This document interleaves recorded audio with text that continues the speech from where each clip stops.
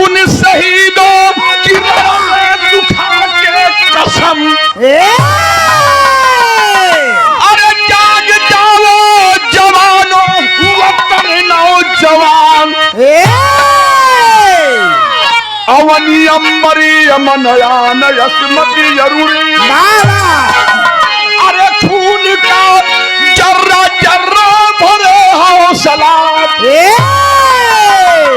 अरे करो या मरो की अटल भावना ले अब महेंद्रपुर में करो फैसला।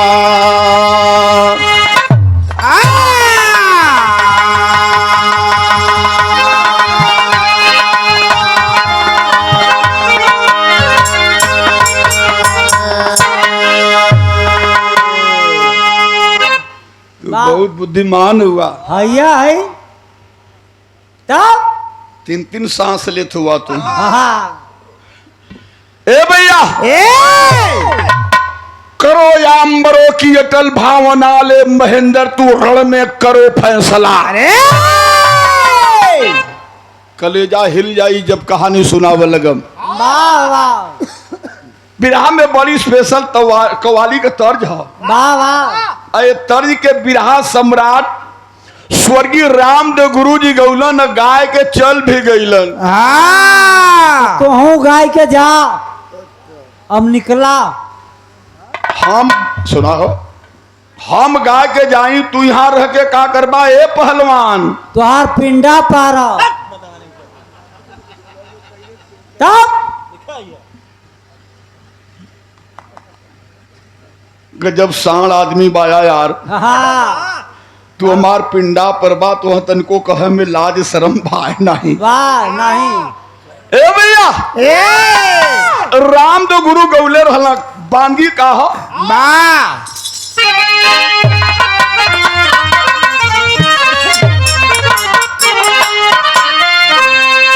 अरे काबे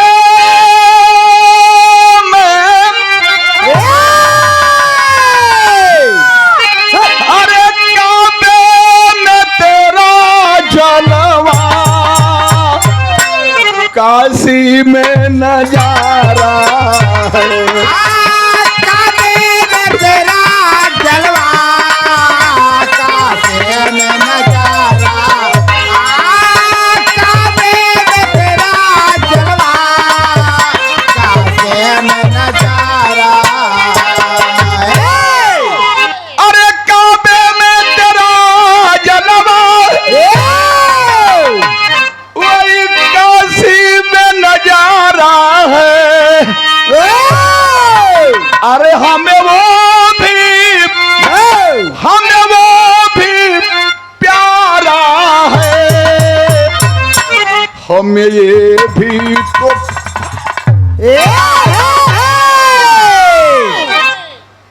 हमें ये भी प्यारा है। यह तर्ज हो ए भैया बाबा हमारे घर का लड़का आप लोगों के घर द्वार परिवार का लड़का 4 बजे 3 बजे भोर में उठ के ट्रैक सूट चढ़ा करके स्पोर्ट्स शूज पहिर के और जब मैदान में दौड़े बदे चलना बड़े रियाज के बाद हमहन के परिवार के लड़का फौजी बनलन। जौने समय तन बदन पर वर्दी चढ़ाला हमरे देश के जवानन के कसम दिलावल जाला। का कसम दिलावल जाला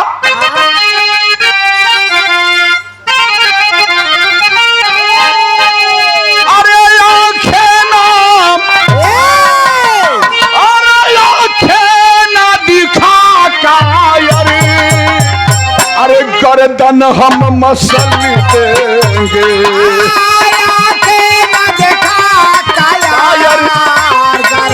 गर्दन हम मसल देंगे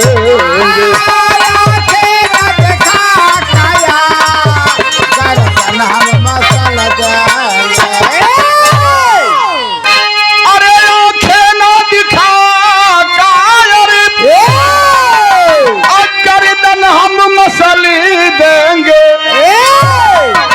छाती ना अरे छाती ना खुदा की बड़ी अरे छाती हम कुचल देंगे।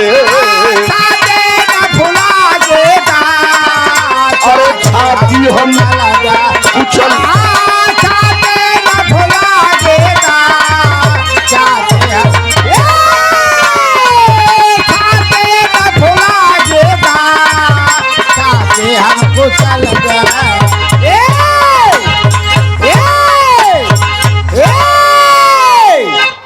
छाती ना फूला गिदड़, हाँ छाती हम कुचल देंगे। वाह वाह अच्छे धरती पर वीर सब ही है। हाँ शिव प्रसाद गवैया हुआ लठिया कठिरा वाले, कल पहलवान ढेर बोला मत। हाँ आजकल जे 100 ग्राम अंदर डाल ले था हाँ तब वो कोनो वीर से कम ना है। की रहल? इंजीनियर साहब बड़े भैया बाबू पूजनी माननीय छोटे लाल जी, शानदार ये वीर भाव पर 100 रुपया पुरस्कार इंजीनियर साहब के बहुत बहुत प्रणाम बा। वाह वाह सब भैया के प्रणाम बा। वीर कौन है? कौन बुल्लू गुरुजी वाली नजम हो बाबू।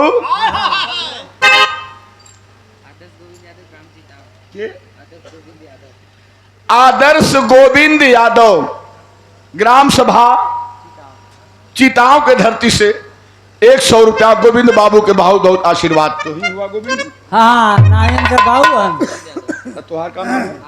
आदर्श आशीर्वाद आशीर्वाद, खुश रहा बाबू।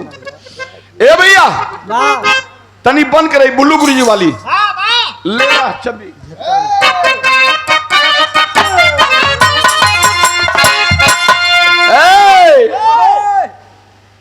है पीर वही फौलादी जो जान पे मर मिट जाए,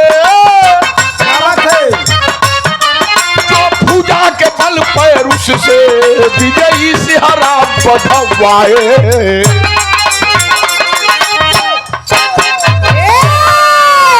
अब बगलिया में हाँ निचियान पे मरने वाले वो सदा मौत ललकार, निचियान पे मरने वाले वो सदा मौत ललकार। अरे मरने से पहले उसकी है वीरता यार की उतार।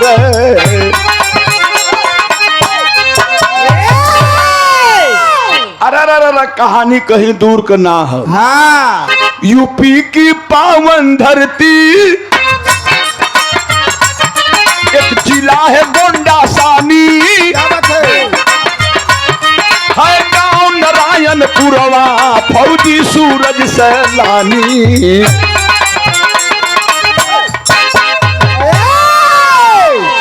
तई बात के समझला, वाह कहानी फरचाए तो मजा है। हाँ वही में हम काट कूट किटा कुटा लगाए के गाय के हाँ खत्म कर देबा। कहबा कि पसीना पसीना हो गई ना मर्दवा, समझे मिनाल की गौलों का। हाँ गाय में का भैंसी में का यही गोंडा जिला वाह जौनपुर के बाद फैजाबाद अयोध्या के आगे गोंडा जिला।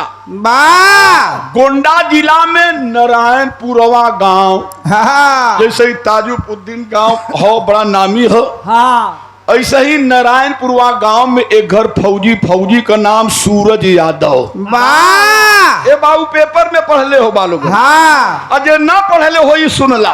वाह सूरज यादव फौजी जवान हुआ, हाय हाय बड़ा दिलेर राजा। वाह धन सूरज यादव जौन माई पैदा कैली हो। हाय हाय अच्छा सूरज यादव के परिवार में और के हो के अब आप बताई दें। हाँ।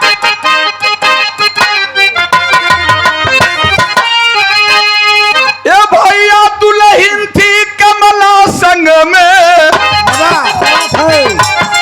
एक बिटिया सुंदर तारा, एक लाल जिगर का टुकड़ा था अजय लाल दुलारा, हर लाल बना 87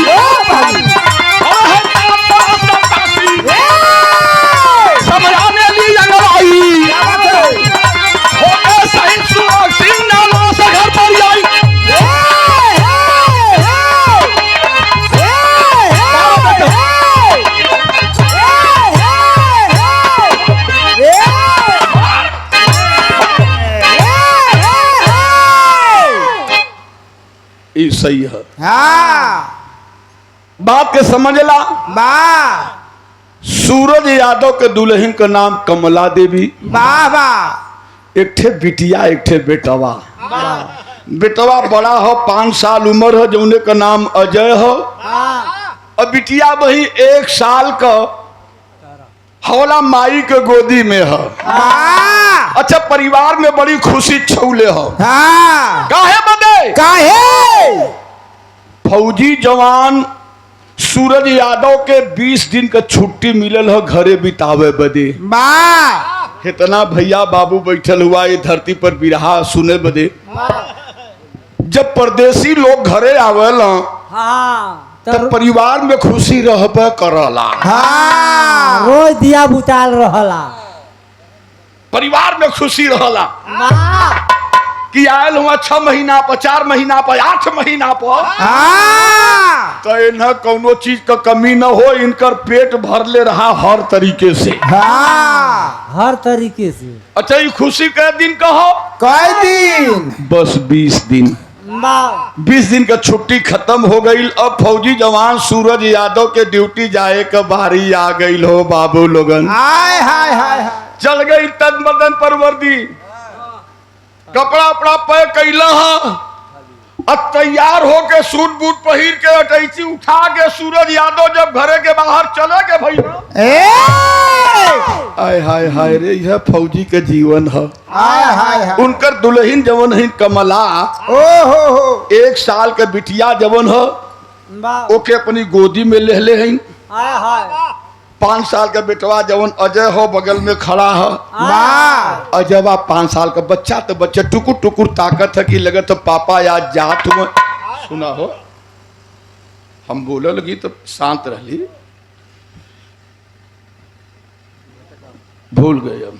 वाह जात हो अजय सोचा था कि पापा लगत है ड्यूटी जात हुए यही लिए मम्मी वाह उदासल है। हाय हाय हाय फौजी जवान अलन है सूरज यादव हंस के कहले अरे कमला अरे का बात हो पगली हाँ बड़ा उदासल हो हाँ कोनो बात का चिंता हो का। वाह अरे हम हई न का बात हो काहे उदासल हो। वाह टप टप जैसन मोती जैसन आंख से आंसू गिरल ये गाल पर। हाय हाय हाय हथवा बढ़ा के सूरज यादव फौजी जवान दिलेर मर्द आदमी पूछल ह कल का बात हो पगली काहे रोवत हो। वाह कोनो बात के चिंता है। कुहू के दुल्हन कमला कले कि ये सैया चिरई मती तोहार रास्ता जो हिला। हाँ कब हमार सैया यही है कब दर्शन हुई कब मुलाकात हुई कब दूठे बाद प्रेम से बतियाई अपने सैया से। वाह वाह 20 दिन का छुट्टी लेके अला हो हमार रजऊ। ओ हो छुट्टियां खत्म हो गई अब जात हुआ ड्यूटी पर। इतने बतौले जाहो रजऊ की आज का गयल अब कहिया ले अइबा ए सरकार। हाय हाय हाय कहना चिंता मत करा दुल्हन जल्दी जाते ड्यूटी पर और जल्दी छुट्टी लेके आई मालिक का मर्जी। अपने बेटवा के पैर छुअली आशीर्वाद दिलौली अपने पैर छुअली अपने बिटिया का माथा अपने दुल्हा के चरण पर पटकली कि सैया बिटिया के आशीर्वाद दे दो। वाह वाह खुशी खुशी फौजी जवान गई ड्यूटी ज्वाइन कैलन। वाह 1 महीना बीतल भैया पेपर में पढ़ले हो कोई। 1 महीना के बाद घरे कमला के फोन आयल हो। का फोन आयल हो भैया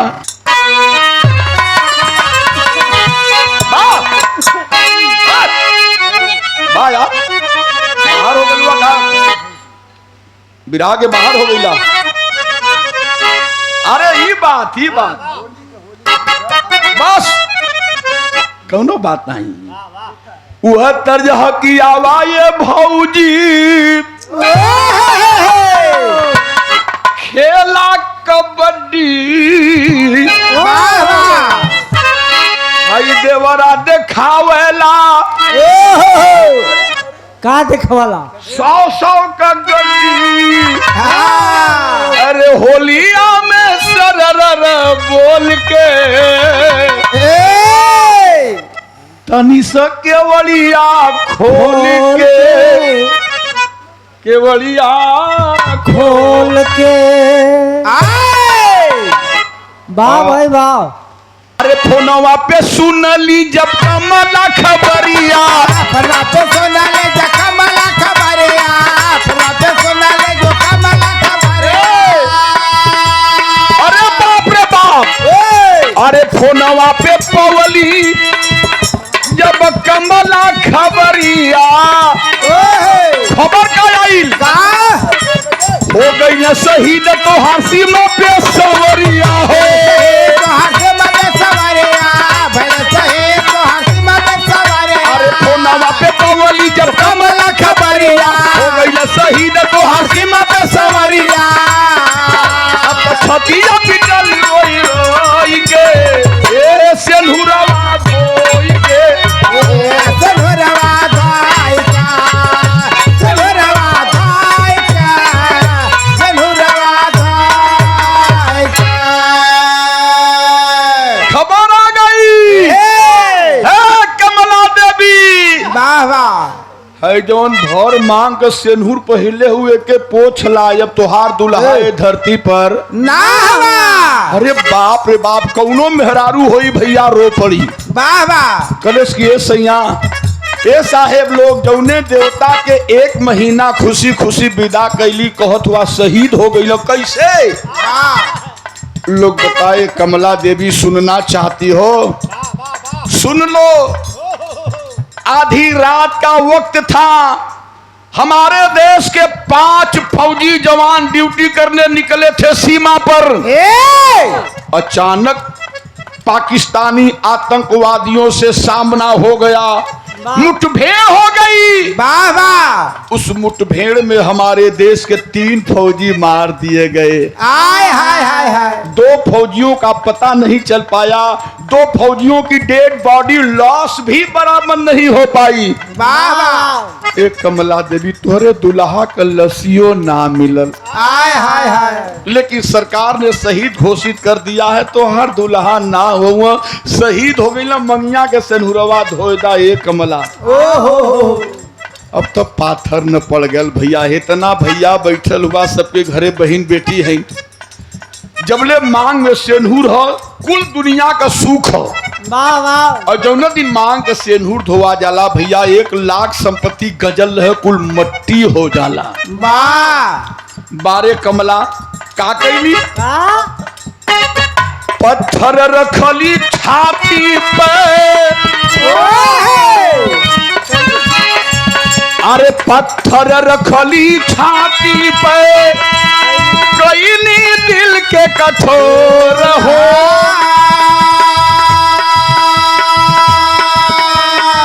बेटा भी फौजी हो गई रे, बेटा भी फौजी हो गई रे, विदा करे भरनोर हो। बेटा भी फौजी बन गई ले, विदा करे भरनोर। अपने पति का याद धीरे धीरे भुलावे लगली। गांव का लोग कहा कमला तुहार दुल्हा शहीद हो गई ना, पूरा गौवा हो तोर मदद करब, अपने बेटवा बिटिया के पाला पोसा पढ़ावा लिखावा, यह तुहार बेटवा बिटिया एक दिन तोहरे जीवन में उजियार कर दी है। वाह वाह। कैली है कटिया बिनिया मेहनत मजदूरी कह के बेटवा के पढ़ा के, जब बेटवा 12 पास कैले तो ओकर सपना है माई से कलस कि हमहू फौजी बनब। माई बड़ा मना करत कि ना बेटा ना। ए अजय ठेला पकेला पे चलिहा, लेकिन फौजी का नाम मतला। वाह वाह। कलस की माई ना, हम फौजी बनब, हमार सपना तोड़ा मत। कली ठीक है जैसन तोहार मन। ए भैया जहाँ चाह होला वहाँ राह ईश्वर दे देलन। आज पानी कह के जवाब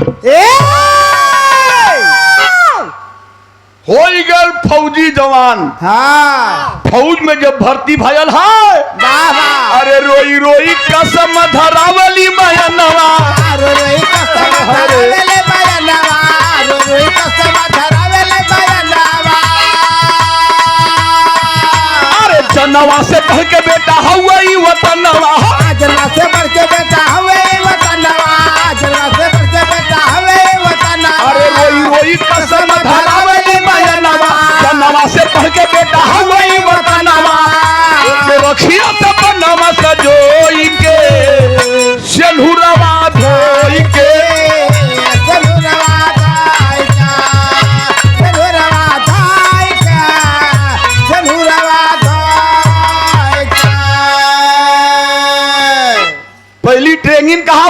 कहाँ? आप लोग जब बनारस से या जौनपुर से जाला बम्बई वाली ट्रेन में बैठ के बम्बई के तरफ, तो बिचवा में एक थे जिला है नासिक, भर्ती केंद्र है। वही नासिक जिला में ट्रेनिंग भइल अजय यादव के, और ट्रेनिंग समाप्त भइले के बाद 1 महीने की छुट्टी लेकर के घर आया है फौजी जवान अजय यादव। घरे अइला हो, अब छुट्टी का दूसर के दिन हो, खाना खात हुआ तबले माई आ गईली। माई तो माई होली, भैया तोहार हो हमार हो चाहे कोई कहो। माई बेना डोलाओ थी इनकी बचवा खाएला 2 रोटी। इतना दिन बाद लाल हमार आयल हुन, दूसर का कवर मुँहे में डलना तबले माई कहली, ए बच्ची अजय एक ठे बात कही। कहला कहा माई, कहा का बात है? कली की बेटा बुरा न मनबा। कल नाही माई, तो ही हमार देवी, तो ही हमार देवता, तो ही हमार माई, तो ही हमार बाबू, तो ही हमार सब कुछ। का बात है माई, का कह चाहत हूँ? माई कली की बेटा जब ले तुहार बियाह भयल, नौकरी लगल हो, तब ले बड़ा बिरादर दुआरे आवत हो तुहार बियाह करे बदे। एक जगह तो हम और तुहार बहिनी तारा जाए के लड़की देख आई है। लड़की बड़ी अच्छी हो, गोरी चिट्टी लंबी चौड़ी काया, पढ़ी लिखी हो। खाली तू देखला तो तुहार बियाह कर दई, बहू लिया दई घरे। अजय कलेश की माई होई वो है जवन तू चाहत हो। लेकिन हमार देखा बेटा का, आज का बेटा कैसन होए के चाहिए। अजय यादव कलेश की माई हमार मन हो। एक ठे हमरे पीठी के बहिन तारा हो, पहले बहिन के बियाह कैले बेकरे बाद अपन बियाह करा। माई खुश हो गई। कलश की ठीक है बेटा, बहन का बियाह हो, ये तो बड़ी अच्छी बात हो, लेकिन घर पर कहीं देखले हुआ।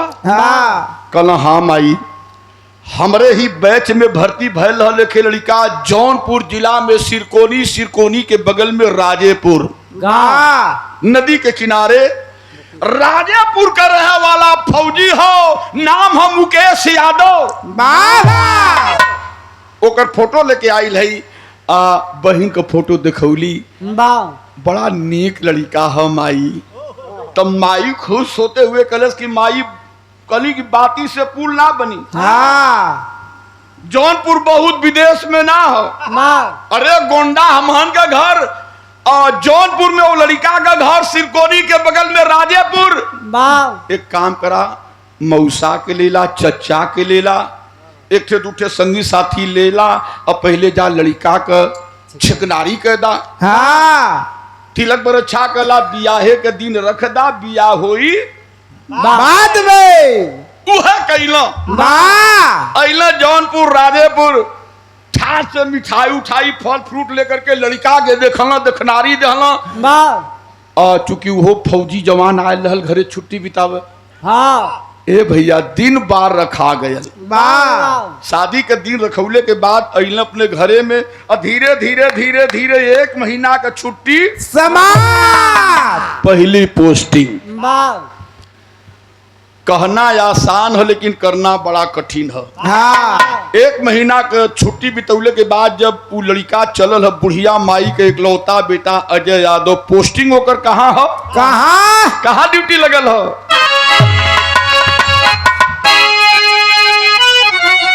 कहाँ हो?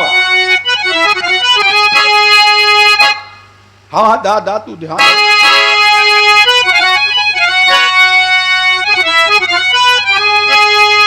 तब जो है बा, अरे झूलनिया का गुजवा मोर टूटल या राजा, जवनिया यह तर्ज होकर कहाँ ड्यूटी लगल अजय यादव के? अरे वही काश्मीर घाटी में, अरे काश्मीर घाटी में आज अइले हो ना हरे। यही वतनवा के नाम भइल हो नहर वतनवा के नाम भइल हो ना भइल हो बहुत अच्छे बाबू यह हो वतनवा के नाम भइल हो ना वतनवा के नाम भइल हो ना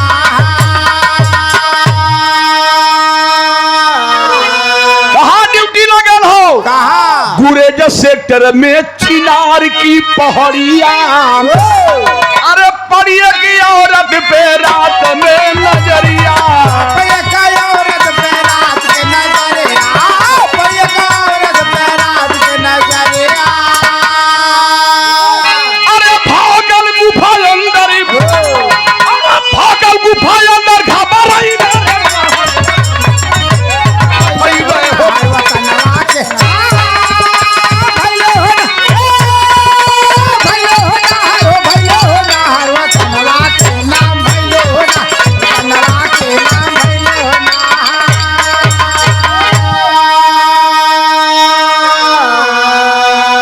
बड़ी खतरनाक जगह ड्यूटी लगल भैया लोगन वाह हिंदुस्तान पाकिस्तान सीमा पर हमरे जवान का ड्यूटी लग गई हाय हाय पेपर में आप लोग पढ़त हुए कवन चौकी हो कवा गुरेज सेक्टर चिनार पहाड़ी चौकी नंबर 4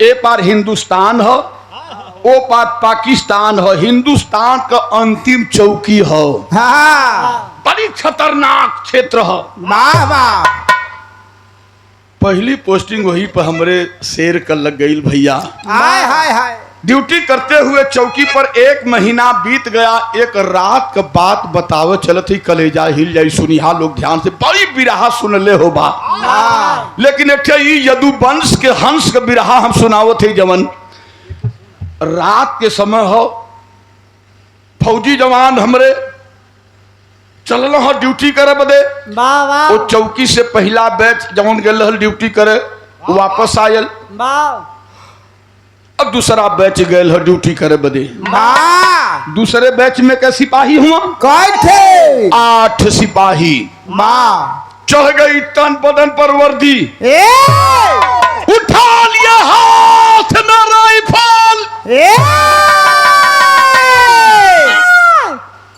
रास्ता कैसन हो कैसा ये भैया एक तरफ कई हजार फुट ऊंची पहाड़ी चोटी हो हाँ दूसरी ओर कई हजार फीट गहरी खाई इतना पगडंडी हो हाय हाय रे हमार फौजी भैया लोगन ओहो हाथ में राइफल ले करके हाथ ना सुझत हो लेकिन हमारे देश के जवान हमारी देश की रक्षा के लिए ए पांव आगे बढ़ावल करत हूँ वाह वाह पहाड़ी में करीब करीब 2-2.5 किलोमीटर दूर गए हुई हैं भैया वाह 2-2.5 किलोमीटर दूर गई तो एकाएक 8 सिपाही देखा अब सियारन के तरह झुंड में ना हुआ एक ठे यहाँ है तो एक ठे यहाँ है तो एक ठे यहाँ एक ठे यहाँ है वाह थोड़ा फासला देके चलत हुआ वाह सबसे आगे के हो के वह बुढ़िया माई के इकलौता हीरा अजय यादव वाह सबसे आगे हो हाथ में राइफल ले हो वाह एकदम वक्र दृष्टि लगौले हो कुछ देखा सामने वाह सामने कुछ दिखाई दिया अजय यादव को संदेह हुआ सशंकित हो गया लहरा करके हाथ में राइफल एक पत्थर के ओट ले करके निशाना साध करके खड़ा हो गया बाय पिछवा जवन 7 थे फौजी हवा हुआ कुल दौड़ के इन्हें कहना कि भैया क्या बात है हाँ क्यों खड़े हो गए वाह पोजीशन लेकर के क्या बात है वाह वाह अजय कहा बोलिए मत साथियों वाह सामने वाली पहाड़ी पर देखो कोई वहां घूम रहा है वाह सातों फौजी जवान जब माथे पर उसरी लगाए के देखना तो पैर के नीचे से जमीन खिसक पड़ल वाह वाह काहे बजा काहे एक साया घूम रहा है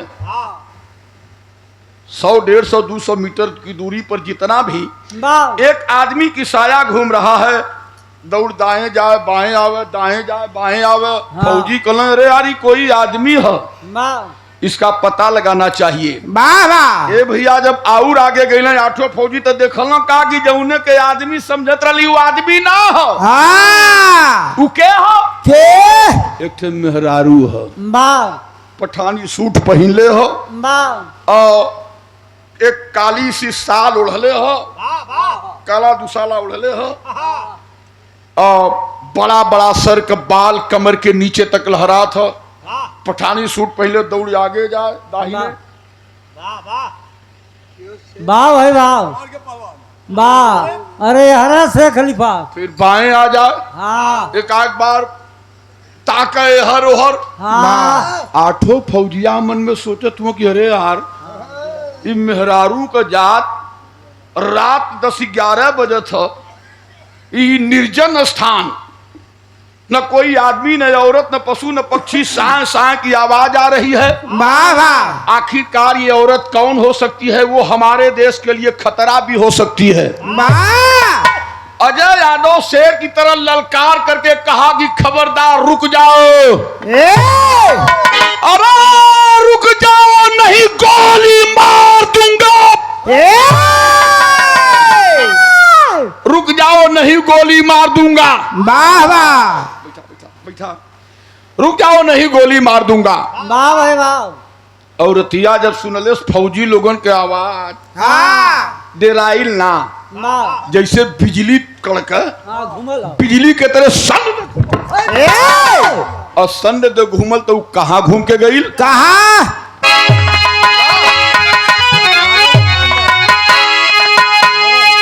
अरे भागल गुफा अंदर, ए अरे भागल गुफा अंदर घबर अरे नार वतनवा के नाम भइल वतनवा के भइले हो ना भइले हो नार वतनवा के नाम भइले हो ना वतनवा के नाम भइले हो ना।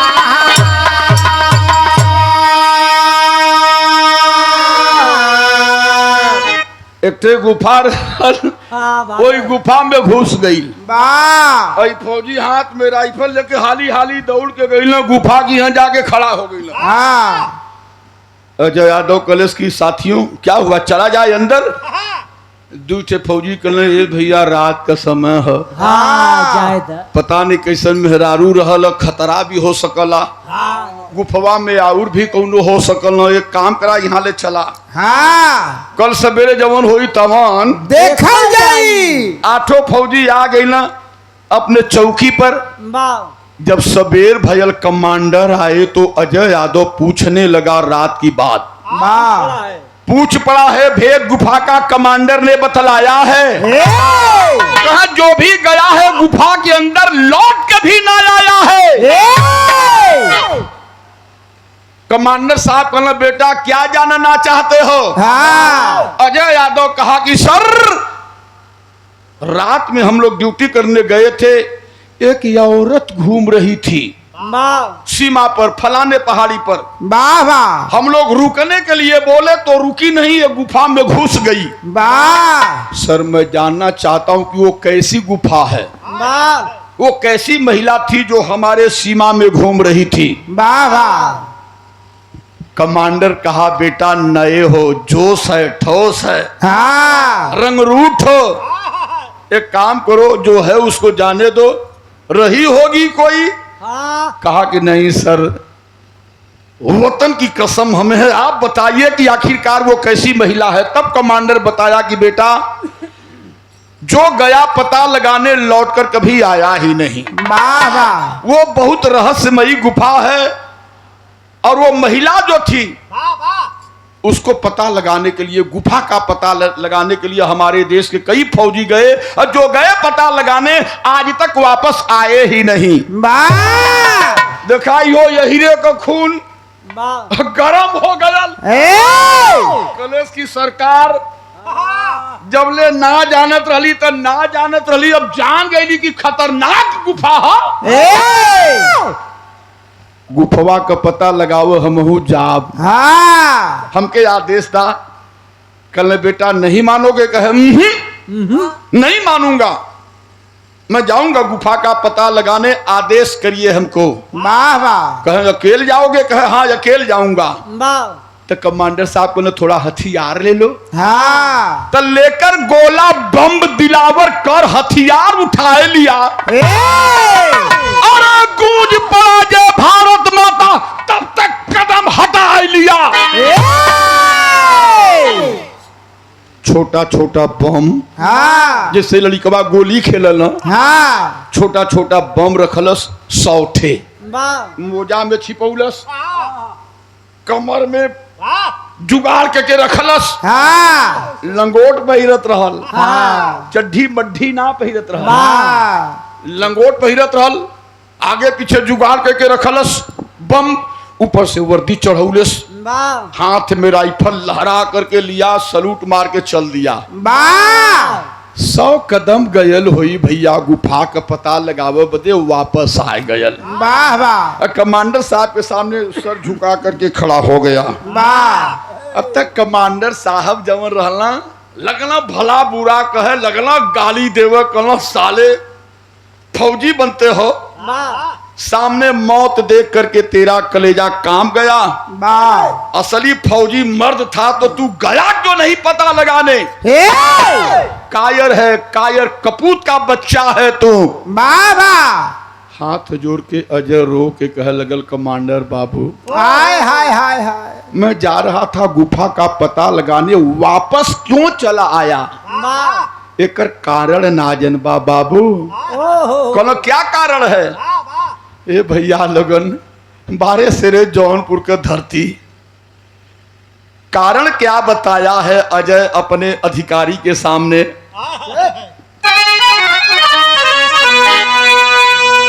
कह पिछवा हटत बानी, अन्ना मरई से डरता बानी, सुन ले बा हमारो बयनवा हो साहेब। ए साहेब हम कायर कपूत बाप का बेटवा ना हई। ए साहेब हमार मम्मी बतावेली बाबूजी शहीद भइले। कमांडर हमार बाबू ऐरू गैरू मरद ना रहला, हमार माई बतावेले हमार बाबूजी शहीद भइले। अरे हमारे पाले पनावा में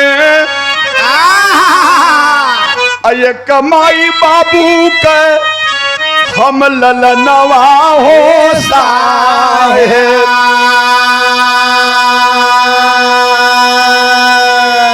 बहुत साल पहले हमार पापा फौजी जवान रहना, कहीं आतंकवादियों के गोली से मार दिए गए। मैं फौजी बाप का बेटा हूं कमांडर बाबू, हमारे बाप को गाली मत दीजिए। बाबा तब कमांडर बात थोड़ा सा हिचकिचाहल कल इसकी बेटा ठीक है फौजी बाप के बेटे हो, लेकिन जा रहे थे गुफा का पता लगाने, वापस क्यों चले आए? बाबा कह यही 28 फरवरी के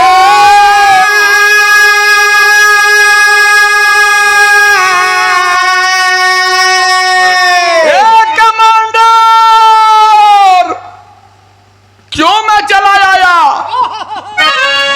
28 फरवरी के अरे हमारे बहिनी का शादी पर एक बेरी करी लेती घरे फोनवा हो सर।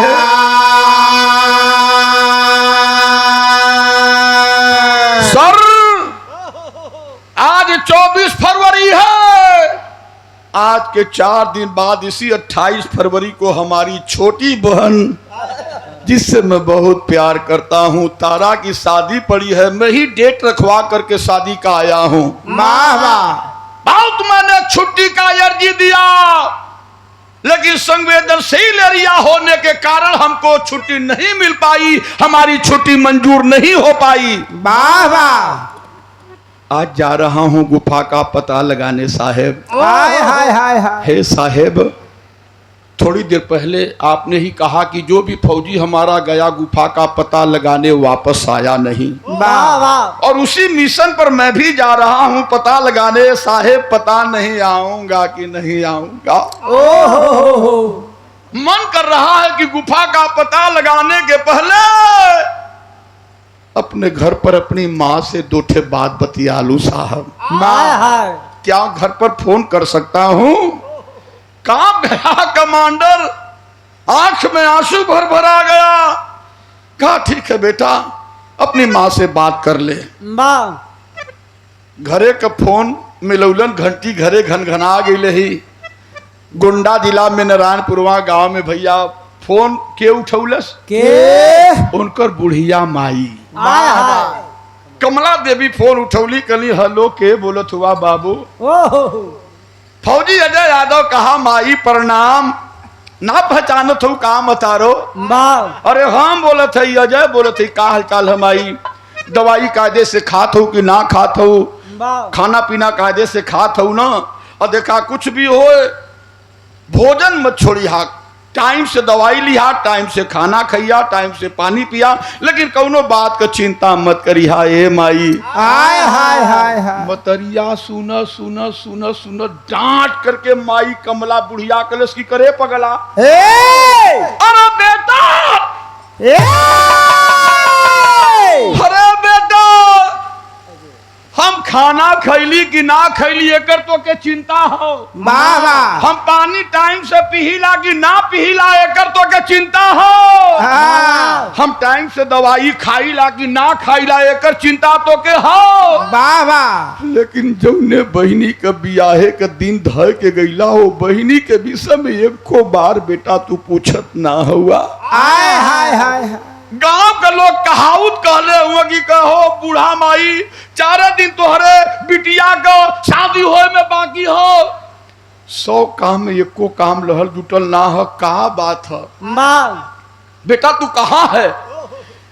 तबले बगलिया में खड़ी रहल हो बाबू। हाय हाय। के छोटकी बहिन तारा, जौने बहिनी के बियाहवा धय के गए लहल फौजी अजय यादव। वाह वाह। कॉलेज की ए माई भैया हुआ का ते हम तो देखा भाई बहन का प्यार। वाह। माई के हाथे से फोन ले लहलस, 3 कदम पीछे हट के कोयल के तरह कुहू के कॉलेज की भैया प्रणाम भैया। ओहो। आवाज में रुआसी हो, दर्द हो आवाज में। कुछ बोली ना निकलल अजय के तरफ से। वाह। फिर बहन सुबकते हुए कह कि भैया तू कैसे हुआ? तबीयत तो हार ठीक है न भैया? गौवा का लोग बड़ा कहत हुआ कि 4 दिन तोरे बियाहे में हो, एक को काम लहल जुटल ना, कौनो सामान आयल ना है। ए भैया तू वही बा कब? कुछ बोलत ना है। फिर बहिनी आंखों के कलश की भैया हमसे कोनो गलती हो गई का? भैया तू कहाँ है? तू क्यों नहीं आ रहा है? हाय हाय हाय। फिर भाई बोलत ना हो, याद करी हाँ। तब बहिन कलश की माई भैया बोलत ना हो, तही पूछ काहे भैया बोलत ना हो। हाय हाय। बिरहा सुने वाले बाबू जब दूसरी बार माई बुढ़िया फोन कान की है सटौलस, रोवे लगल बुढ़िया। कलश की बेटा का बात हो अजय, तू बोल नहीं रहा है? क्या सीमा पर कोई बात हो गई है क्या बेटा? मैं तेरी माँ हूँ, क्या बात है? बोल, तू कुछ बोल। वाह। तब अजय कहा है बाबू, क्या अजय कहा है?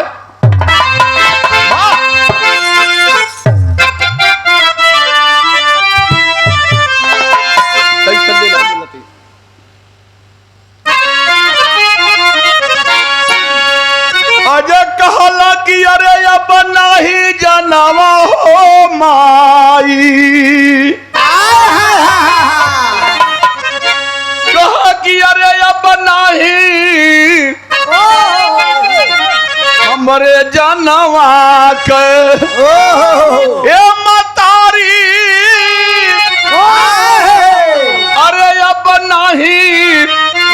हमरे जनवा के कवनो ठिकाना अरे नहीं जनवा कवनो कह अपना ही जानवा के कवनो ठिकानवा हो। माई निवेदन है कि हमरे जान के कौनो ठीक ना है, खाली एक से काम सौंप के हम जात है तोरे लिए बाबा कोरी दिहाए माई हो कोरी दिहाए माई बही नीच कन्या दलवा हो। अरे दे ये माए बाहिन से कन्या दलवा करे दे ये माए बाहिन से कन्या दलवा कह करी दिहाए माता हमरे बहिन का कन्या दलवा राम हाय हाय हाय हाय हरे इतना कहता सुगना इतना कहता फौजी रख दिहल से फनवा अरे तना कहता फौजा राख दहल फुलवा अरे तना कहता फौजा राख दहल फुलवा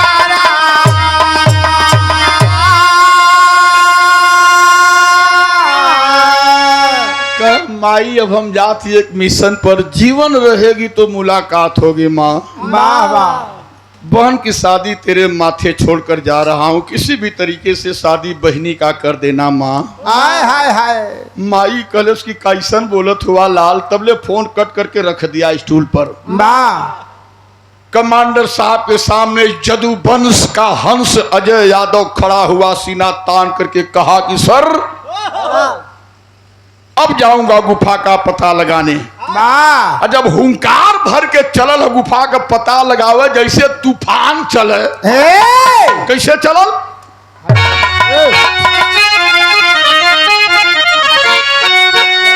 अरे लगाया इनकलाबी नरवा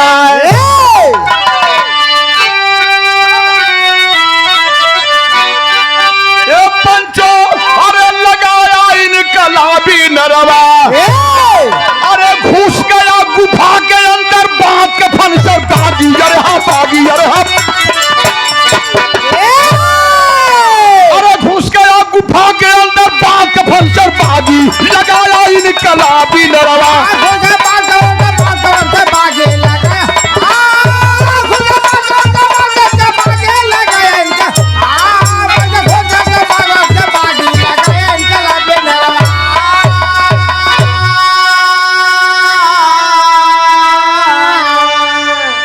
घुस गया गुफा के अंदर बांध के फन सर बागी लगाया इनकलाबी नरवा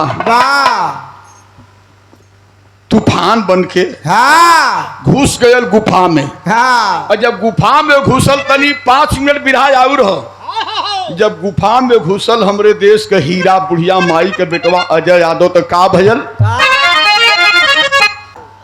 गुफा में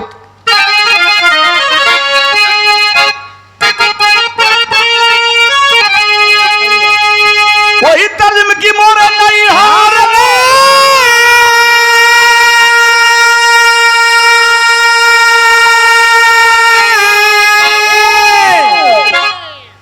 मोरे नहीं हारे में दूधू को यार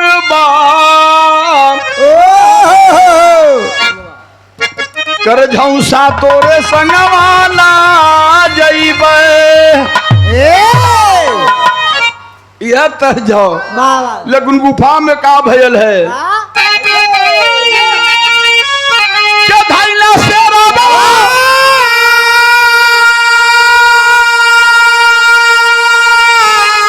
अरे धैला शेरा के पपिया गवार हो लाचार हुआ गुफावा में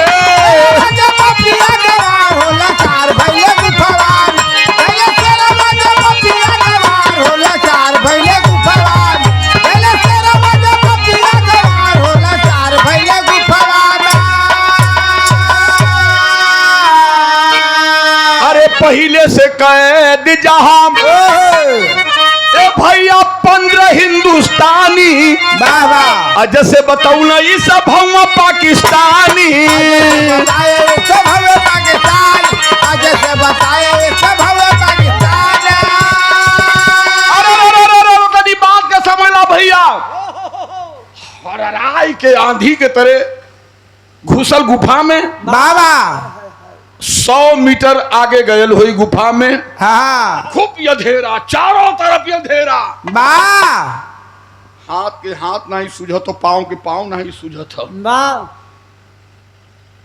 100 कदम गयल 100 मीटर और थोड़ा सा ओके ऐसा लगल कि यहाँ कुछ चौराहा टाइप का हो बा एक ठे लगत दाहिने गुफा में रास्ता गल एक ठे बाएं एक ठे सीधा गल हो हाँ हाथ में राइफल ले करके शेर जैसा कलेजा फौजी अजय यादव सोच रहा है वाह भाई वाह कि गुफा में चौराहा है बाएं चलूं कि दाहिने चलूं कि सीधे में चलूं वाह यह मन में सोचत हो बेचारे के का पता है कि जहां हम चौराहा पर खड़ा है हाँ हमरे सर के ठीक ऊपर 4 आदमी काक दृष्टि लगा करके बैठल हुआ बा ई मन में सोचा था कि हर चली तबले चारों आदमी ऊपर से धड़ाम धड़ाम धड़ाम धड़ाम कूदल हाँ वाह अजय यादव थोड़ा सा डर गल कि अरे ये कौन है बाबा गुफा में क्या गिर रहा है वाह वाह और तबले चारों आदमी खूंखार आदमी आ करके भैया अजय यादव को पकड़ लिए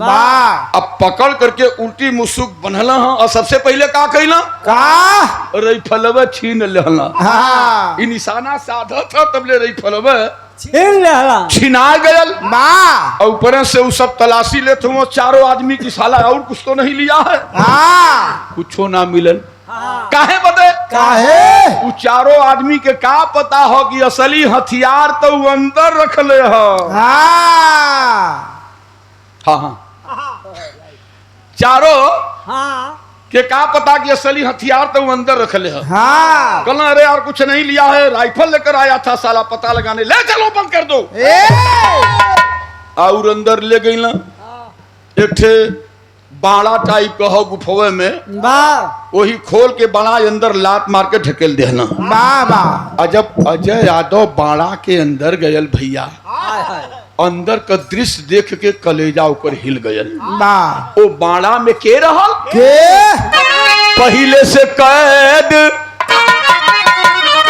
जहां 15 हिंदुस्तानी और जैसे बताऊ ना ये सब हम पाकिस्तानी बताए सब हमें पाकिस्तान आज से बताए सब हमें पाकिस्तान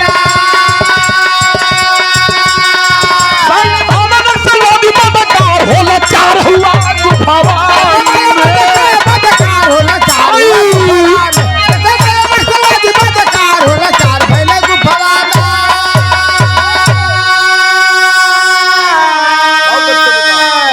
ए भैया ए अंदर का देखले सजा कहा जैसे लगता कुछ आदमी हुआ रोवे के आवाज आवत हो कोई भजन गावे के आवाज आवत हो कोई कहरत हो कोई बैठल हो हाँ कोई सूतल हो और जब मन में यकने लगल कलेश की ए भैया कई लोग हुआ काए बड़वा में हाँ धीरे धीरे धीरे जितना आदमी रहला कुल आ गई माँ कई आदमी रहला वहां कौन थे 15 आदमी 15 आ गई अजय कलेश की भैया मर्दवा जैसे पुरान बकरा से भी बुरा महकत हुआ तू लोग हाँ तत मर्दवा नहाए वहां के पानी ना मिलेला का यार ए कलेश की बेटा 15 कहना ए बेटा तू के हुआ कलेश की हम हिंदुस्तानी फौजी जवान है बाबा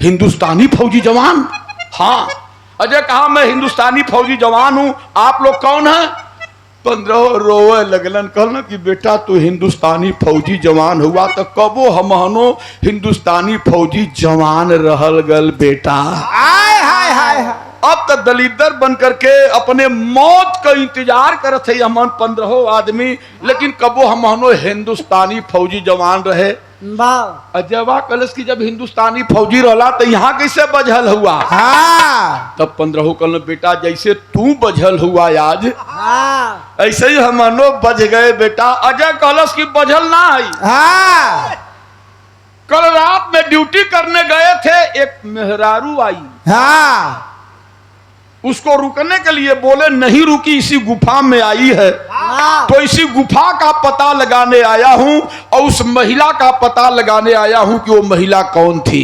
वाह 15 सिपाही कहना बस बस बस बस। हाँ वह मेहरारू ललचाए के तो हमनों के फंसाए के लिए आई लेही में। हाँ पता चल गल बेटा इस गुफा में पाकिस्तानी आतंकवादियों का जत्था रहता है। वाह आतंकवादी रहते हैं। जो महिला थी वो भी आतंकवादी एजेंट है और यहाँ से आतंकवादी हिंदुस्तान में आतंकवाद को संचालित किया करते हैं।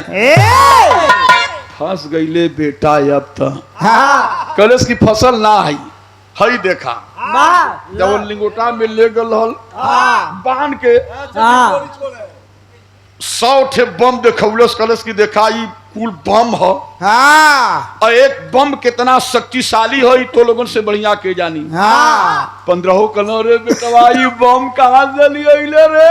हाँ अब यह आजादी है। वाह 15 से कलश की समझला तू लोग मरी गए हुआ खाली हमरे संगे हमार बाह पुजावा।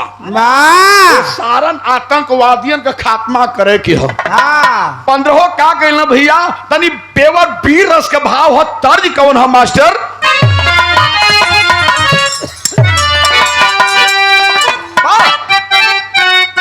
बन के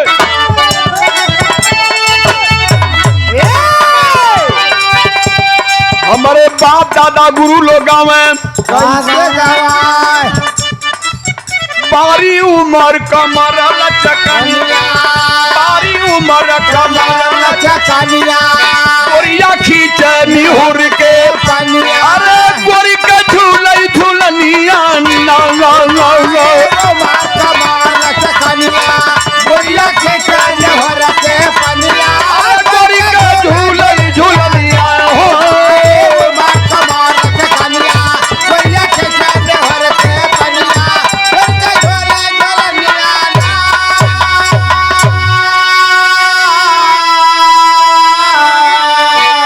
लेकिन अजय यादव 15 लोगों के लेके का कैलाश ए भैया कस के कमरी सजा के बघवा अरे कस के कमर सजा के चलल पलवा नवा हो जवनवा अरे भारी कैलाश ये लनवा कसके कमर सजा के चलला बलवा नवा हो जवनवा भाई कैले कसके कमर सजा के चलला बलवा नवा हो जवनवा भाई कैले नवाना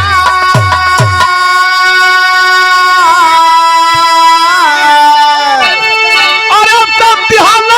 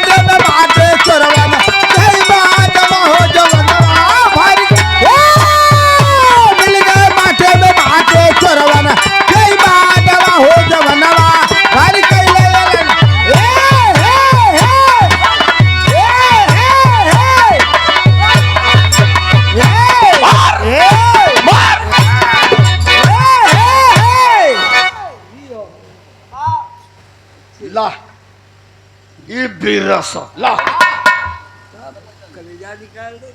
अब होएगा जाई जब चढ़ी जवानी। बलका भैया हमारे छोटे लाल भैया, नाम छोटे लाल है लेकिन काम बहुत बड़ा है। जेई साहब आपकी ओर से 101 रुपया पुरस्कार। जेई साहब के चरणों में कोटि कोटि प्रणाम, सकल पंच के नमस्कार प्रणाम बा। वाह वाह। ए भैया लगला बमबारी करे आतंकवादी जो रहना कुल खाना खा पी के। हाँ शिवानंद बाबू खाना खा पी के सार लोग सूतल रहना। अब तबले ही फौजी अजय यादव रुतबेदार बम लगल फेंक आतंक को दिया। हर पढ़ाई के उछल मारे यार, ये तो बम की आवाज आ रही है। कहाँ बम फूट रहा है? तबले पता चल दूठे कपारे पर फटत है। इतनी बमबारी भइल गुफा में कि जितना आतंकवादी रहना सारे आतंकवादी का खात्मा भयल। हथियार के जखीरा नष्ट कैला। धीरे धीरे 4 बजे भोरहरी में 15 सिपाही गुफा के बाहर आ गई। खुले आकाश में सांस लेवे का मौका मिलल है।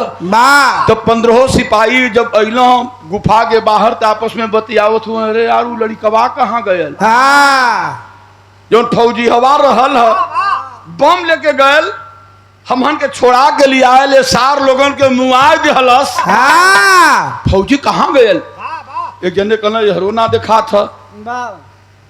2 लोग कहना कि एक काम कराऊ, देखा नया नया लड़का भाई 17-18 साल का ऐसा कहना कहीं गुफावे में रास्ता भूल गयल हो। 4 आदमी जा, ई जीवन वही लड़का के देवल बा। 4 आदमी जा पिछवा गुफा में देखा कहीं बेचारा भटकत त ना है। बिरहा सुनने वाले पंचों जब 4 फौजी पुरनका फौजी गई न गुफा में वो लड़का अजय यादव के खोजे बदे। आय हाय रे, बारे हमरे देश का नाहर, बारे हमरे हिंदुस्तान का मट्टी और बारे मिट्टी का शेर। गुफा में गई न लाल के खोजे बदे अजय यादव के दिखाई का पड़ल खून में। अरे खून में ए भैया, अरे खून में सनाइल मिलल हमरे बघावा कलसिया बाबू। अब भइल सुगानावा फरार।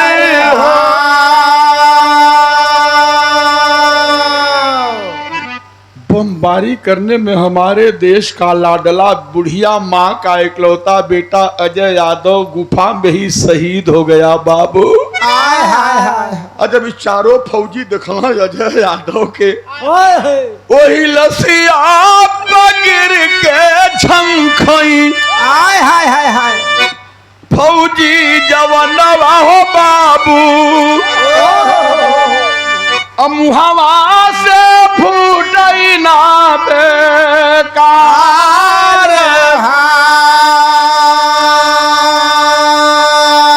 अरे बाप रे बाप, लसिया के ले गईले फौजी जवानवा। अरे जहाँ रहलिए पंचो फौजिन के ठिकानवा रे भयवा। घरवा पठावल गईली वीर के खबरिया था, घरवा पठावल गईली शेर के खबरिया हो। जत हुआ बचावा तो हार हो।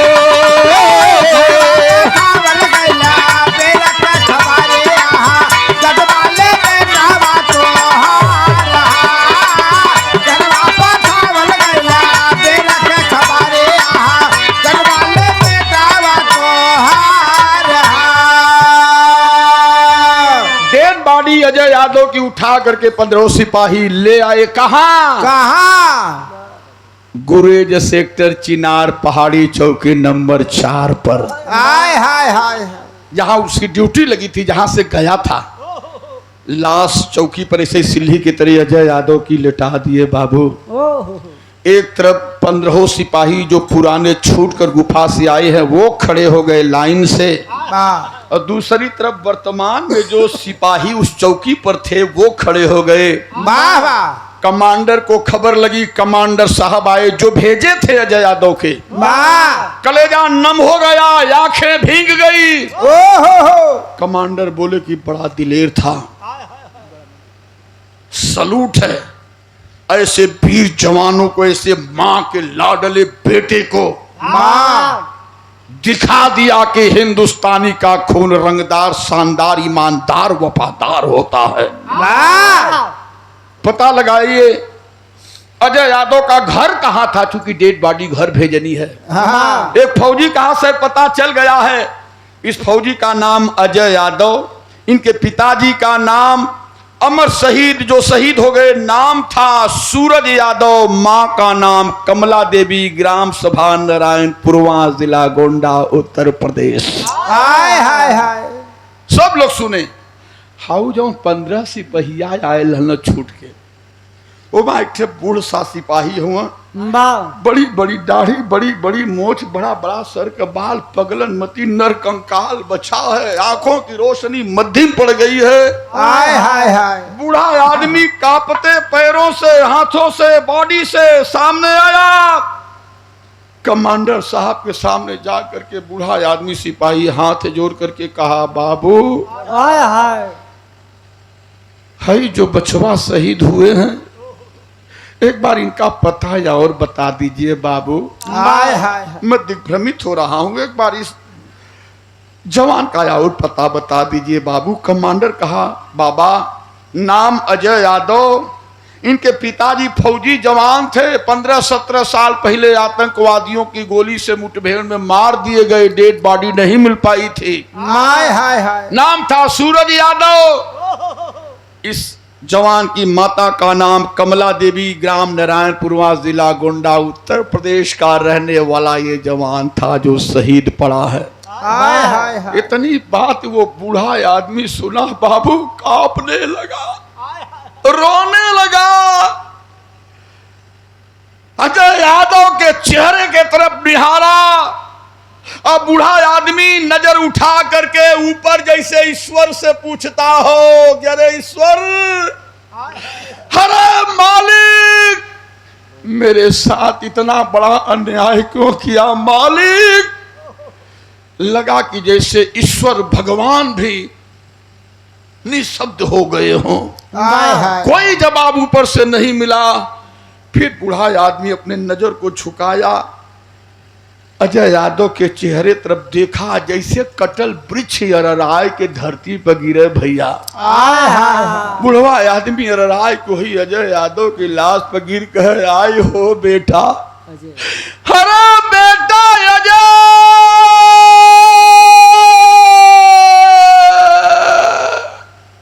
बेटा अजय, ये कौन सा दिन दिखा दिया मेरे शेर, कौन सा दिन दिखा दिया मेरे बच्चे, उठ मेरे लाल, अरे उठ मेरे शेर, देख तुझे कौन बुला रहा है मेरे बच्चे, हाय हाय हाय हाय उठ बेटा, एक बार अपनी आंखों को खोल, अपनी मुंह से बोल, देख तेरा बाप तेरे सामने खड़ा है। वाह वाह कह करके जब बूढ़ा सिपाही रोने लगा, आंखों से आंसू चलने लगे, कमांडर कांप गया दृश्य देख करके। बाबू समझ सकते हैं कि आप लोग उस समय क्या दृश्य रहा होगा सीमा पर। वाह कमांडर कहा कि बाबू आप एक फौजी हैं, फौजी का कलेजा इतना नरम नहीं होता है। कांप गया बूढ़ा आदमी, कहा सरकार, हाय हाय हाय मैं कैसे कहूं कि मैं फौजी के साथ ही साथ ये जो लड़का शहीद हुआ इसका बाप मेरा ही नाम सूरज यादव है। हाय हाय हाय आज के 16-17 साल पहले याद भी नहीं है मुझको, इसी गुरेज सेक्टर चिनार पहाड़ी चौकी नंबर 4 पर हमारी ड्यूटी लगी थी। 5 जवान गए थे ड्यूटी करने, अचानक आतंकवादियों से मुठभेड़ हुई। उस मुठभेड़ में हमारे 3 फौजी मार दिए गए। वाह वाह हम 2 फौजियों को पकड़ करके आतंकवादी घसीट करके ले गए गुफा में। तब का दिन था, एक आज का दिन है कमांडर बाबू। हाय हाय हाय। मैं मरान नहीं था साहब, यदि आदेश हो तो अपने बेटे की लाश लेकर घर जाऊं। वाह इतना भैया बिरहा सुनत हुआ। एक बात हम बताओ चलत है, 6 जवान तैयार भैलन, डेड बॉडी ले चलनी है आपके बगल में गोंडा जिला नारायणपुरवा गांव में। वाह और घरे का क्या हाल हो दब बाबू रतिराम मास्टर साहब, ये सामाजिक भाव पर देखा, ये समय बिरहा में जौन कहानी पर इनाम मिलला, धुन तर्ज तराना तो अलग बात, छड़ी का आनंद है, लेकिन ये समय जो पुरस्कार मिलला ये हमहन समझिला कि नहीं आदमी दिल से सुनत हुआ वाह भाई और वाह। गावल हमन का सुफल होला। तब 100 रुपया पुरस्कार। और हमारे गुरु जगदीश कवि जी बाबा भोलेनाथ के त्रिशूल पर बसी हुई काशी नगरी से, जिन्होंने इस गीत को लिखा है, वाह आपके ही आशीर्वाद से तो हम लोग चलते हैं। शानदार 100 रुपया। कभी कभी अपनी लेखनी को कोई कलाकार बढ़िया रूप दे देता है तो मजा आ जाता है। वाह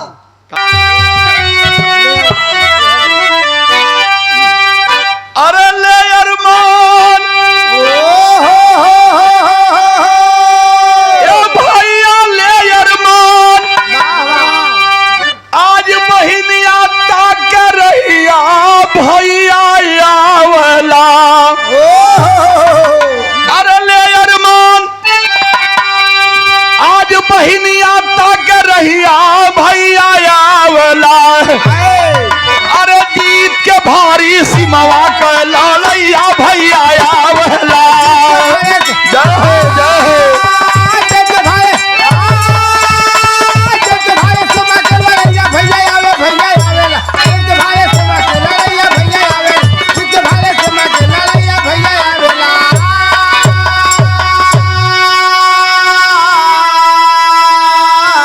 अरे 12 बजे दोपहर में बाबू अली एक मोटरिया हो। संजोग देखा कभी कभी ऐसा हो जाला।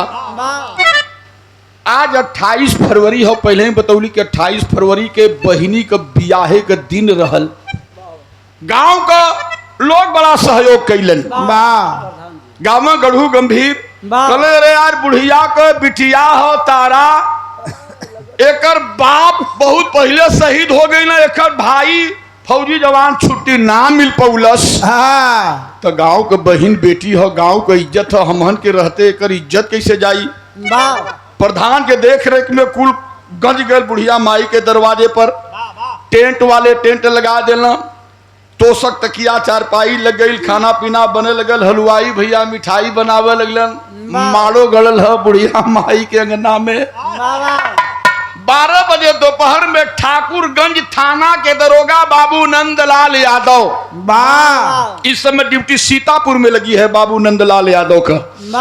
उस समय ठाकुरगंज थाना के दरोगा थे बाबू नंदलाल यादव। अपने हमराहियों के साथ जीप में बैठ करके गए बुढ़िया माँ के दरवाजे पर दुख समाचार देने के लिए। गाड़ी रोक दिए दरवाजे पर। बाबू नंदलाल यादव दरोगा गाड़ी से उतरे, एक बूढ़ा आदमी से कहे कि बाबा फौजी जवान अजय यादव का घर कौन है। कहला ये साहेब आमे, ये अजय यादव का ही घर है, आइए पानी उनी पीजिए। कहना फौजी अजय यादव का घर है, अंगने में माड़ू गड़ा है, बाजा बज रहा है, पकवान बन रहा है, खुशी का माहौल है, क्या बात है। बूढ़ा आदमी कहा ये सरकार जौने अजय यादव के पूछत हुआ वही अजय यादव के छोटकी बहिनी तारा के आज बियाह बारात आवे वाली है। हमें दरोगा जी पानी पी ले जाए गिलास। अब तो दरोगा नंदलाल यादव का कलेजा मुंह के आगल। बाबू कौने मुहे बतावे कि आज तोरे बेटवा का लाश आवत हो। कल नहीं मैं पानी नहीं पीऊंगा, शाम को आऊंगा। चले आए, लेकिन जब 6 बजल घड़ी में शाम हो गल, पूरा गांव में मरमराए के जुटल बुढ़िया के दरवाजे पर की बिटिया का शादी है। वही समय शाम 6 बजे के पहुंचल बाबू के। अरे तब ले दुआरे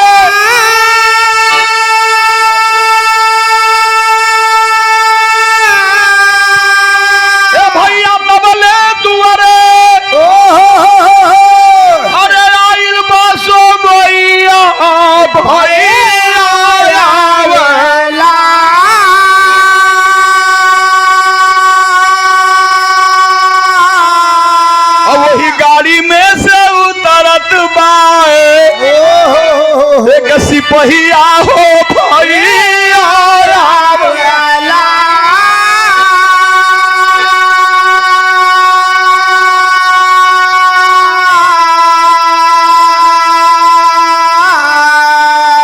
भैया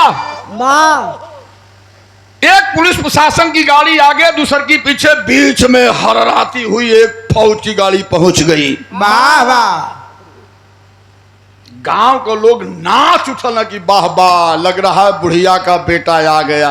आए पीछे वाली गाड़ी में सिपाही उतर गई, आगे वाली गाड़ी का सिपाही उतर गई, बीच में जवन फौज का गाड़ी है छठे फौजी उतरलन है।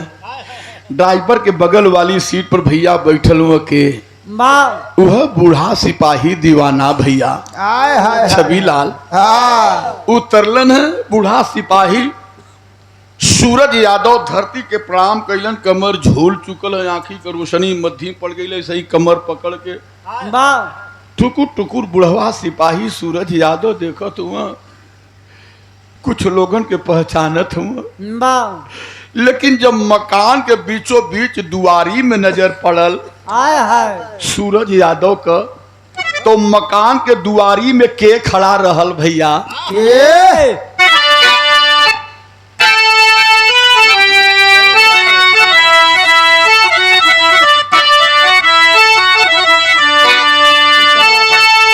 अरे पड़ल बाटे फौजी पर जब वही कमला का नजरिया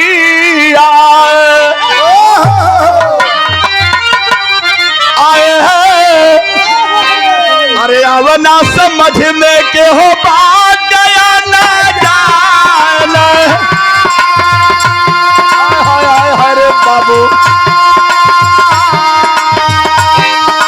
अरे अब ना समझ में के हो बात गया न जाना।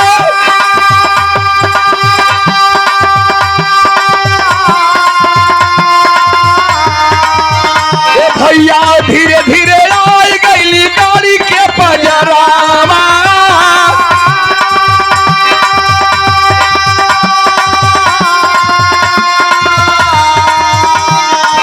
गईली गईली कमला हो अपने दुल्हा के पहचाना।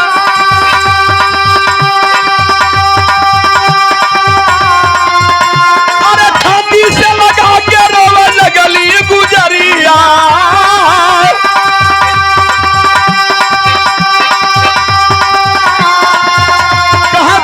चल गईला सैया हम के विसार।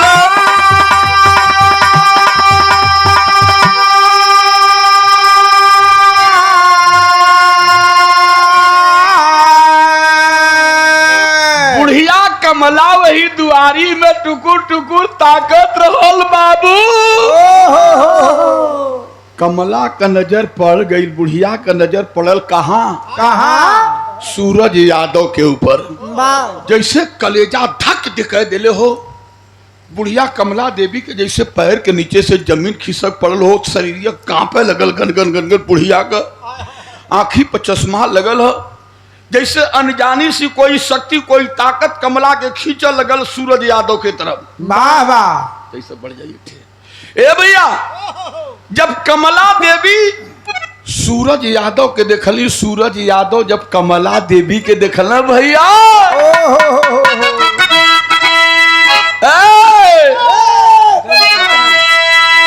कमला देवी गईली अपने दुल्हा के कमला पहचाना।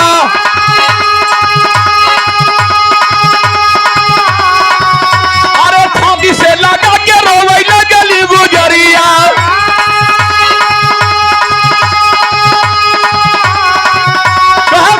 चल गईला सैया हम के विसार। अरे बेटा तोहार भैया फौज के सिपहिया रे।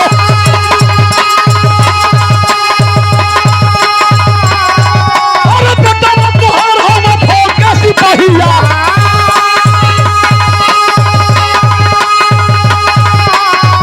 अरे जगह सैया कर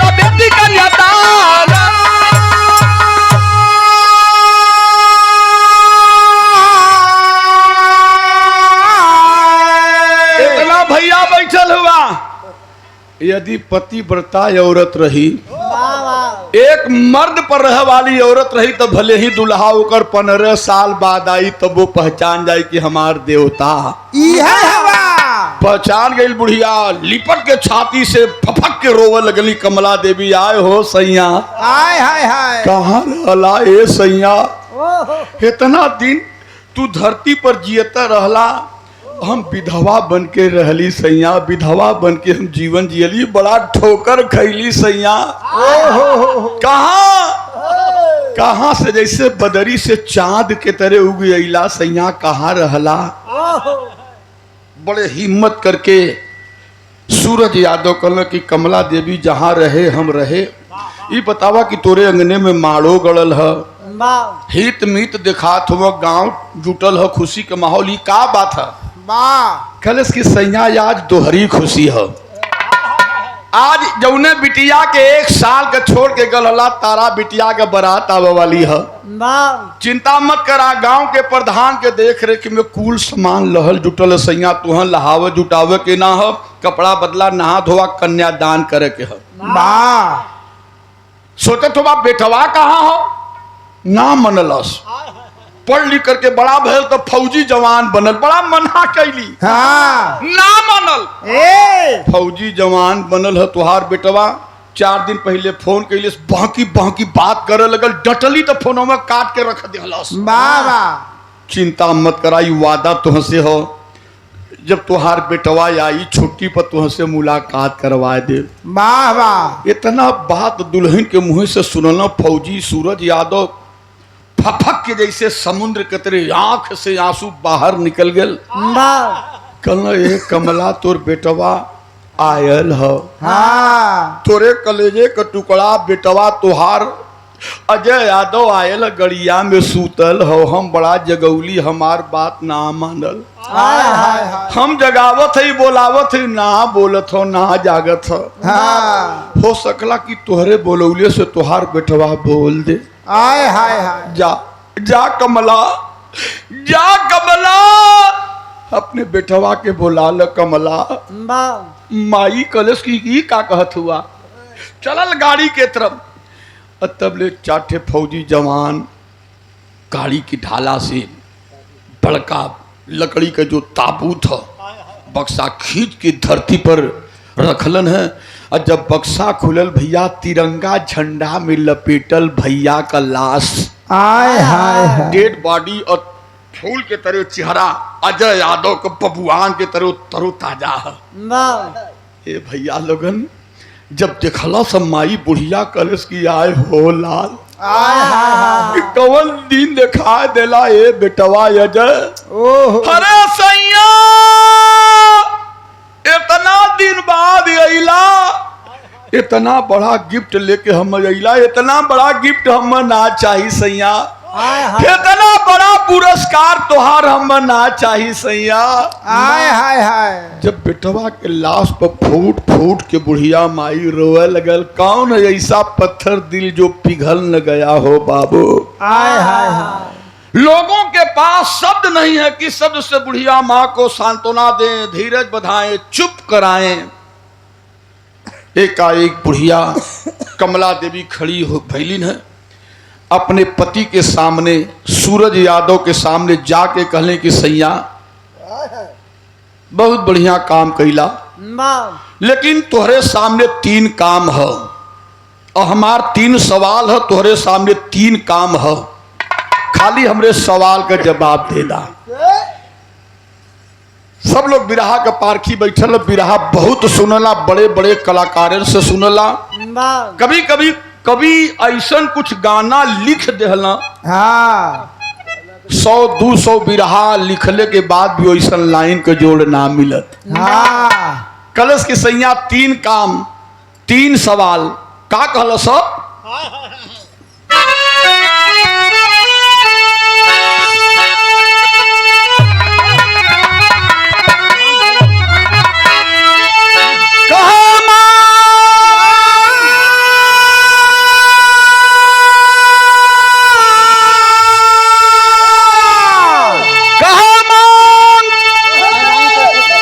सजाई कैसे बतावा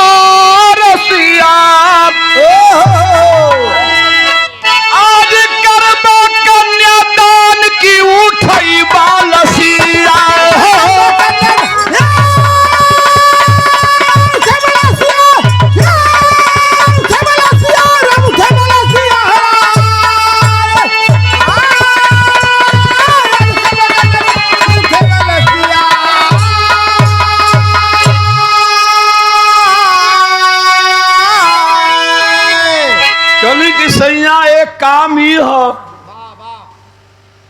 बिटिया का बारात गांव के गोंगड़े आ गई हो, ना रहला तो ना रहला, आ गईला तो ओकर कन्यादान तोह देवे के हो। दूसर काम हो भाई हम विधवा हई, हमरे मांग में सेनूर पहिरा देबा तो हम सुहागन कहाए लगब, सधवा बन जा। हाय हाय हाय। तीसर काम हो सैया बेटवा का लाश सुतौले हुआ दरवाजे पर एक एक चित करे, चिता में आगी तोहही के लगावे, कोई दूसर कोई ना लगाई। वाह वाह। तीन काम तीनों वाजा करे के हो, तीनों जरूरी हो, तीनों तोहही के करे के हो। ये सैया करबा कवन काम। बुढ़िया कहलस कि सैया इतना कष्ट तो हम वो दिन ना भयल रहल। वाह। कौने दिन? कहा कि तोहरे बिना सह गईली। वाह वाह। ए सैया तोहरे बिना सह गईली, अपने जीवन की ससतिया, और लेकिन ना सहादर जौलाल कई मौतिया।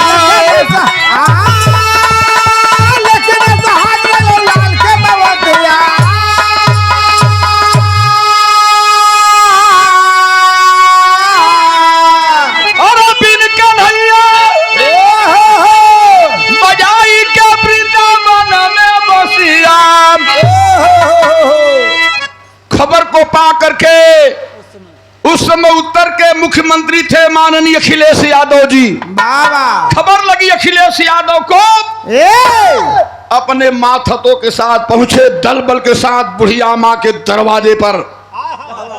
बुढ़िया माई कमला ई सुनली कि हमरे दुआरे उत्तर प्रदेश के मुखिया अखिलेश यादव आयल हुआ। घरे मेले निकलली हाँ, अपने आँखी के आंसू बुढ़िया अपने अचरा से पोछत के निकलली हाँ। हाय हाय। जब अखिलेश यादव बुढ़िया माँ को देखे कलेजा हिल गया बाबू। आगे बढ़ करके छाती से लगा लिए अखिलेश यादव, कहे कि माँ चिंता नहीं करना, समझ ले तेरा एक बेटा अजय यादव देश के लिए दुश्मनों से लड़ते हुए शहीद हो गया,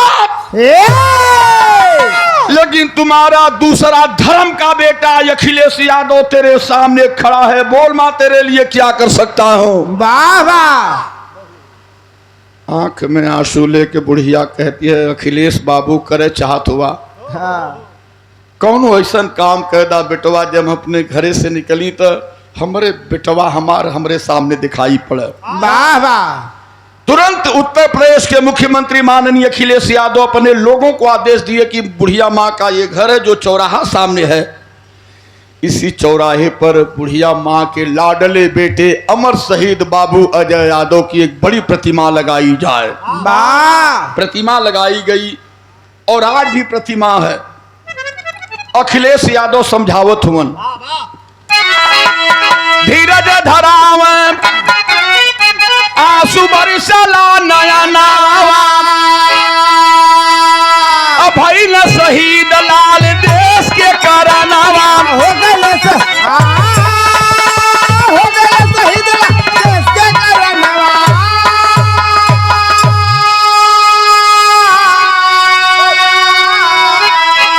अरे सत्य सत्य नमन महेंद्र सब कर बरसे कन्यादान की उठाई बलसिया।